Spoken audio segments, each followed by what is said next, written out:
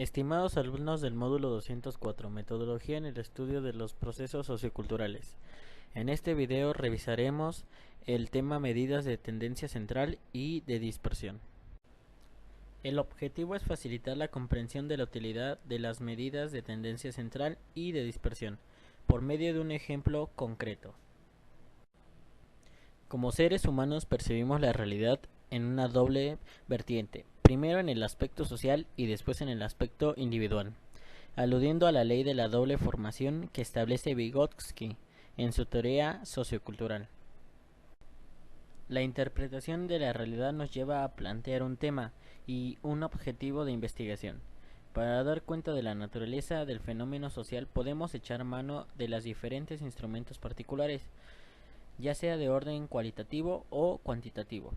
Dentro de este último están las medidas de tendencia central y de dispersión, mismas que escribirán las generalidades del proceso. Revisaremos un ejemplo de la utilidad de las medidas de tendencia central y dispersión, misma que una adaptación del ejemplo de Núñez F., Benson G., 1994.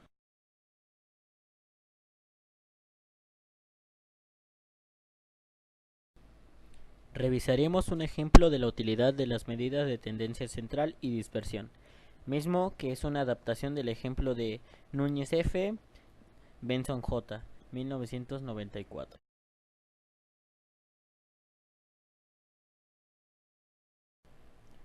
Vamos a analizar los resultados paso a paso. Si lo prefieres, haz alguna anotación para practicar por tu cuenta y hacer comparaciones. Los datos obtenidos en cuanto a la edad de la muestra fueron las siguientes. Ahora, si queremos saber cuál es el promedio de edad que tuvieron los participantes hombres y participantes mujeres, ¿qué medida utilizaríamos? La media. Pero, ¿por qué la media? Porque la media es el promedio en conjunto de valores que se atribuyen a un mismo objeto, a factor que se está midiendo y se obtiene sumando las frecuencias y dividiéndolas entre el número de estas. Al analizar los resultados de la pregunta, ¿estás de acuerdo con la decisión de una mujer de abortar? Contextualizada en 7 circunstancias diferentes. Utilizaremos la moda. Se preguntarán, ¿por qué la moda? Porque se refiere a la respuesta que más se repite ante la pregunta. Es decir, la respuesta con mayor frecuencia es la moda. En este caso, nos interesa saber cuál de estas 7 circunstancias poseen mayor prioridad para analizar en cuanto al aborto. El análisis anterior demuestra que la mayor aprobación se manifestó hacia situaciones como la del derecho de la mujer al aborto y el aborto en casos de malformaciones fetales, peligro a la vida de la madre y violación. Para analizar la actitud general de los entrevistados hacia el aborto en una escala del 0 al 10, donde 0 es la actitud máxima en contra y 10 es la actitud a favor máxima. Se registró la información en la siguiente tabla.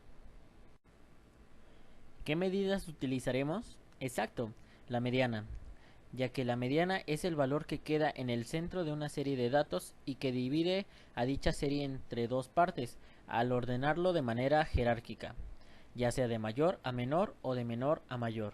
Además, esta serie de datos debe poseer un eje común.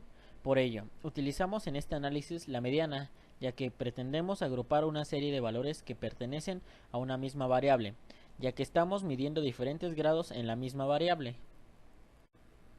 Lo cual quiere decir que no aprueban el aborto por completo, ya que el 6 es un valor neutral. A continuación se mencionará las medidas de dispersión, así como su utilidad. La desviación media en datos no agrupados es la resta del valor menos la media aritmética, multiplicado por la frecuencia entre el número de categorías o datos. La desviación media para los datos agrupados se obtiene multiplicando la edad por la frecuencia.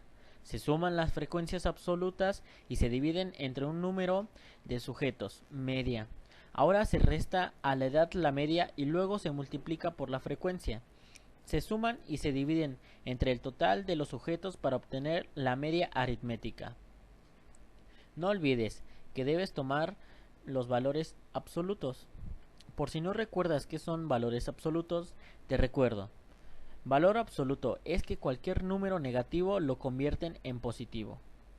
Esta medida sirve para conocer con un solo indicador qué tan disperso se encuentra un objeto de datos respecto a un punto central.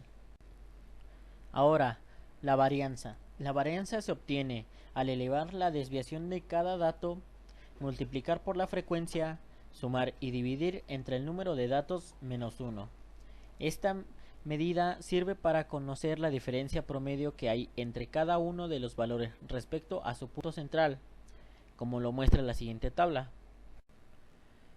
Y por último, la desviación estándar de las diferentes categorías de la percepción de la legalización de la marihuana. Esta medida determina el promedio aritmético de la variación de intensidad, de medida o cualidad de los datos respecto a su punto central o medida. La desviación estándar arroja como resultado un valor numérico que representa el promedio de diferencia que hay entre los datos y la media.